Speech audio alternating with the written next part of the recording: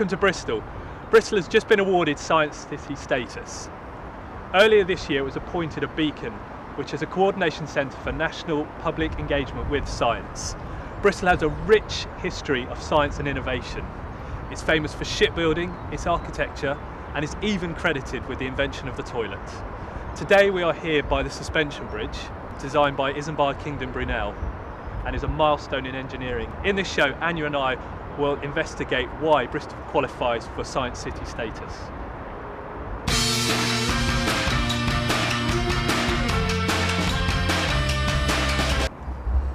And here we are at UWE, home to 30,000 students, by far the biggest university in Bristol. Formed in 1992, its roots date back much further, back to the Merchant Venturers School in the 16th century. Anya went to visit the robotics department, a thriving research centre with strong links to local technology companies.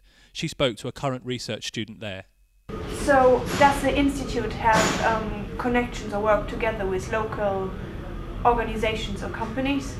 Absolutely. There are staff who are working here in our institution who are lecturing our students with and who've got their backgrounds coming from companies like Airbus, BAE Systems, Rolls-Royce, companies that are here established in Bristol, and we did have lecturers who did work on for example the latest Airbus A380, and we will develop more and more links. For example, our Bristol Robotics Laboratory. What do you think that robotics will do for support Bristol as a science city? Do you think it's a good way? Bristol has got already a very huge scientific engineering history. Think about for example the Concorde. My Concorde was for a great deal manufactured and for a great deal tested here at the Bristol Aerodrome. This university had at some parts some influence in there. I have had lectures here who were actually asking for students to come over here and say, come work at us at Bristol Aerodrome.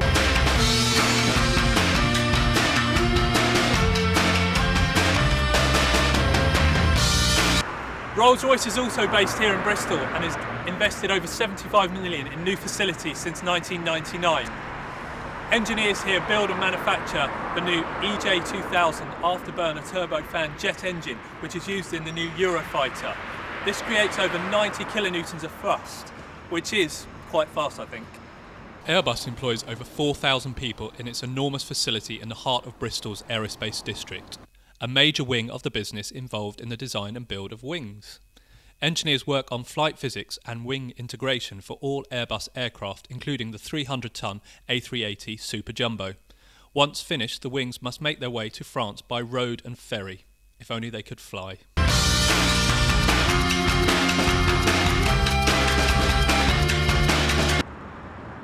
All the way here from Silicon Valley, Hewlett-Packard has its second largest research site in Europe right here in Bristol.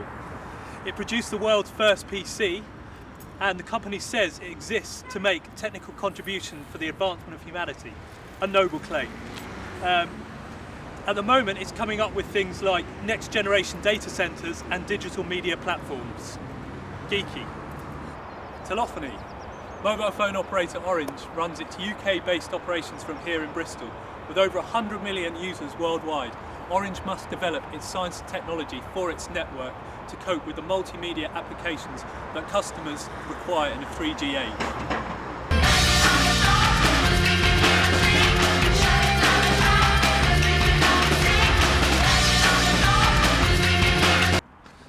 Now we're at the University of Bristol, established in 1876. With over 2,500 students in the Faculty of Science, it makes up the largest department in the university. Nobel Prize winner Dorothy Hodgkin was Chancellor here from 1917 to 1988.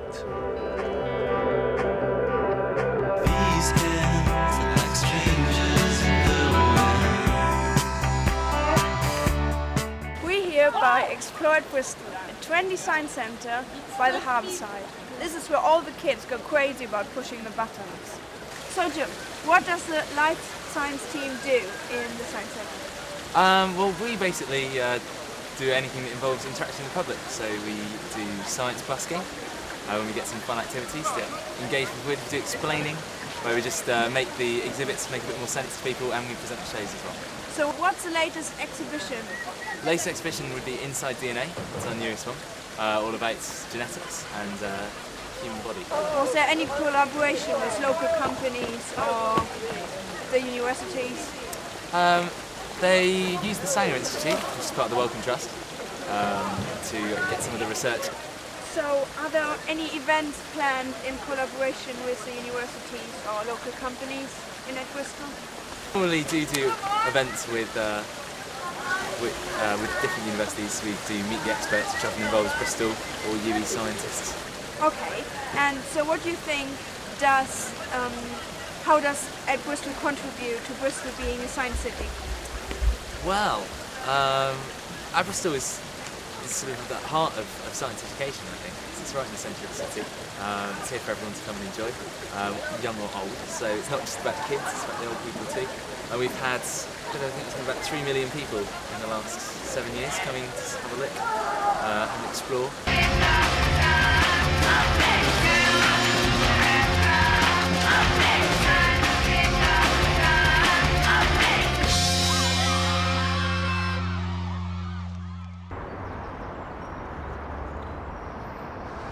We're back at the suspension bridge where we started our journey. From what we have seen, it's clear that Bristol is building on its strong history to develop into a true modern centre for science and technology. The city is in an enviable position through its strengths and partnership between business and academia, and will continue to attract investment and minds into the 21st century.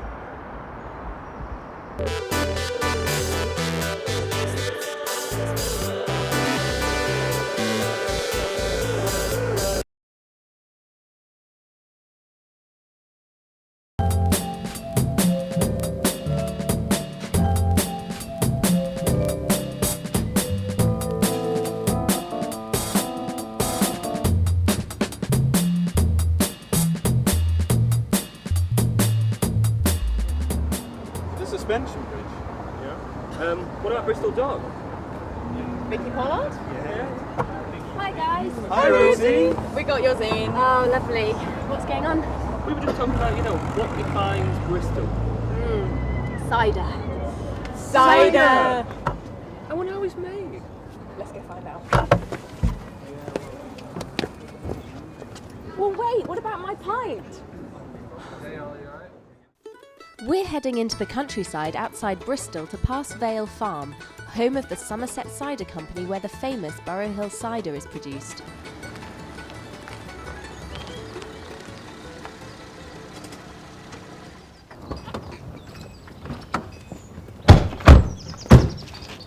So here we are at Pass Vale Farm. Let's all go and have a look around and find out about cider making. This is where the process begins. In the orchard. Even the animals enjoy the orchard. We've all heard of different types of apples, like Granny Smith or Braeburn. But have you heard of a pig snout or the 10 Commandments or Slack McGirdle? Probably not. That's because these are special cider apples. Orchards like this one in the West Country grow hundreds of different varieties of cider apples. Cider apples were often named for the place they were grown in. So for example, the Burrow Hill Early, a bittersweet apple, is actually named for this farm. Cider makers blend different types of apples to create a unique flavour. The owner of this orchard is Julian Temperley. Well, we have 150 acres of orchard. We could put our hands, I suspect, on 100 different varieties, but we grow in quantity 40 varieties. And we need that many varieties for making the sort of cider that we make. Well, we're working on growing apples all year, but the main pressing time starts in early October, and we press every day then, and if we're lucky we finish by Christmas. So here we press around about 1,000 tonnes of apples. Now, once the apples were harvested, they would have been brought from the orchard to a traditional cider press like this one. So the apples would have been placed underneath this enormous wooden block and pushed down really hard by twisting these great bolts on top. Now, this action would have crushed the apples and separated the juice from the pulp and flesh of the fruit, which is called the pomace. So the pomace would have been fed to cattle. Today, though, of course, they're dealing with much greater volumes of apples, and so they use modern machinery which actually makes the process a lot quicker and more efficient. The apples are stored in an enormous pit and moved into an automated apple press by a conveyor belt. Now this press squeezes the juice out, the pomace again is taken as cattle fodder, but the juice is moved into enormous vats for fermentation. And these are the vats. The apple juice remains in the vats for several months to ferment. Yeast is added, which converts the sugar in the juice to carbon dioxide and alcohol. When ready, the cider is transferred into tanks and cooled. It is passed through filters, pressurised to make it fizzy, and then bottled. Once labelled, the bottles of cider are transported to be sold in local shops and pubs.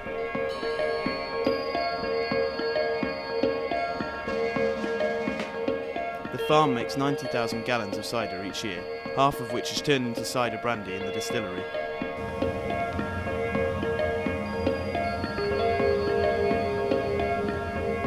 The cider passes through a series of condensations to remove water and concentrate the alcohol.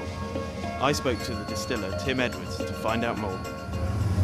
Okay, this is Josephine, lovely girl. What she's doing is she's converting cider into cider spirit, which will eventually become brandy. With all distillations, you have three component parts. The French would call it the head, the heart, and the tail. The head being the higher volatiles, the methanol alcohols, the stuff that will make you blind and give you nasty headaches and all the rest of it, which we take out, or she does it for us. Josephine does all this automatically. The tails, these are the tails here, that's all the low wines, the fatty acids, all that kind of thing. And this is absolutely clean spirit. Would it be possible for me to have any try? Yes, indeed, yes. There we go.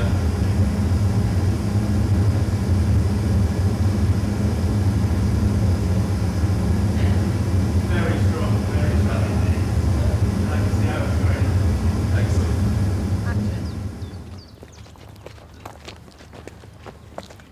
Well, we've all learnt a lot today.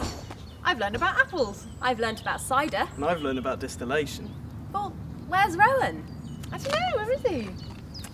Well, never mind. Should we just go and relax with a nice glass of cold cider? Yeah. Good plan. Wait.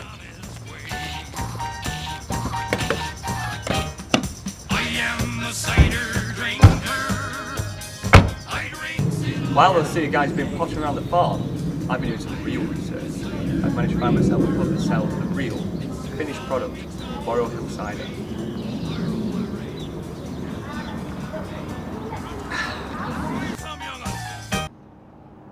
The produce of Somerset cider farms is enjoyed all over the region. In Bristol, the Coronation Tap, Cotton Porter stores, and the Apple, where we began our journey, are among the many specialist cider bars.